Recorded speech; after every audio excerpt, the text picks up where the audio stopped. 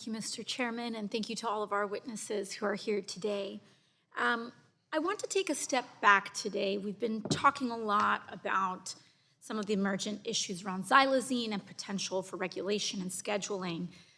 And I want to take a step back and have us really explore and examine the scheduling system in the United States as a whole, and really how we think about this, because we're often trying to slot in certain substances into our scheduling, and to Dr. Dasgupta's point, we end up playing a lot of whack-a-mole in once you schedule one substance, people then start finding alternatives, and before you know it, people are then starting to overdose on entirely new substances that we didn't even know existed a couple of years ago. And so I want to explore the efficacy and how we think about this scheduling system overall. And for people who are at home following along, our general drug scheduling system in the United States works on a sorting scale of 1 to 5 lists or schedules. And substances get sorted into a specific schedule based on their potential for medical use, abuse, and addiction. Dr. Dasgupta, as an expert in this field, would you say that's a fair summary of our current scheduling system? Spot on. And in theory, Schedule 1 drugs are supposed to have no potential for medical use and high risk for abuse and addiction, correct? Yes. So 0 medical utility, high potential for addiction. That's what's supposed to get you on Schedule 1. Drugs on Schedule 5, the last in that list, on the other hand, have high potential for medical use and low potential for addiction, correct? Yes. And there are also specific penalties tied to each schedule. Once a drug gets scheduled, the penalties for possessing that drug can change overnight. That's right.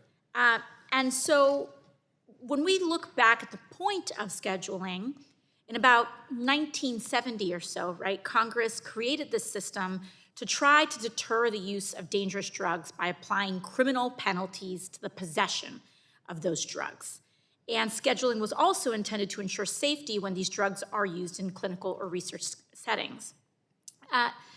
Now, since this system was established more than 50 years ago, we've seen how it's fallen short. We've endured the war on drugs, and we've also had a lot of limitations in medical research. Dr. Dasgupta, what are some examples of Schedule 1 drugs? Cannabis, LSD, ecstasy. Mm-hmm.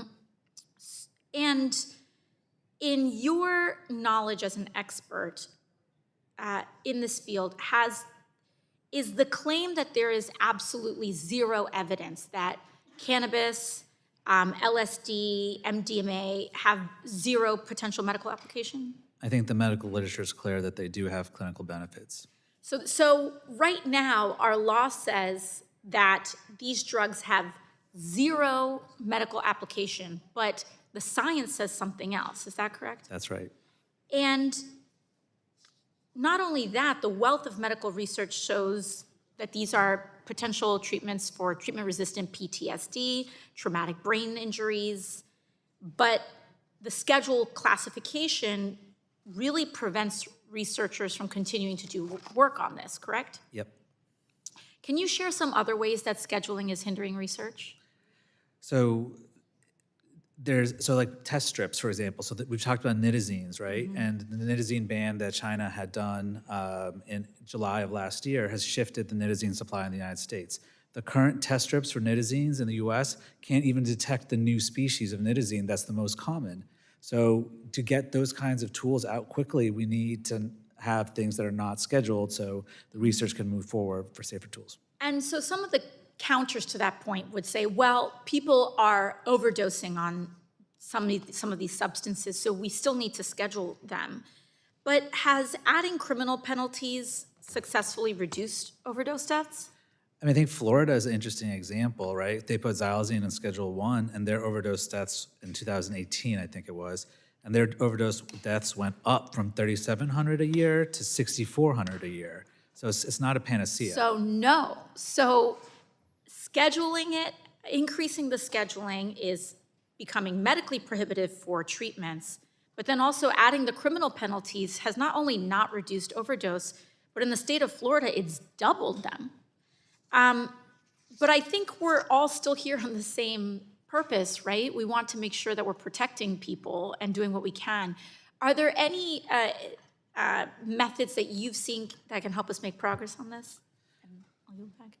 I think scheduling does have an important role. I think there just needs to be a lot more flexibility to keep the science in line with the regulatory process.